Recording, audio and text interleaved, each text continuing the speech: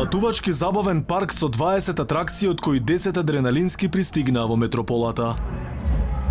Луна паркот е сместен кај спортскиот центар Борис Трајковски и според најавите овде ќе остане до 15 јуни. Посетителите велат дека не се плашат за безбедноста на реквизитите. Супер е. Така, безбедно ли е барем за сега? Сега за сега да. Безбедно е.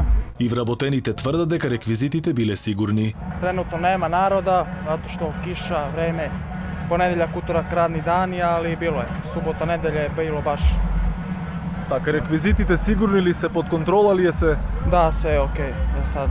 Сепак останува прашањето кој ја врши контролата за безбедноста на овие атракции. Од град Скопје за Алфа вела дека станува збор за отворен парк на приватна парцела, за кој немаат никаква надлежност. Нема одговор на прашањето кој врши безбедносни проверки и контроли на техничката исправност. Градот Скопје нема никаква надлежност за давање на дозволи за работа на вакви паркови, ниту пак за контрола на нивната безбедност и за исправноста на реквизитите.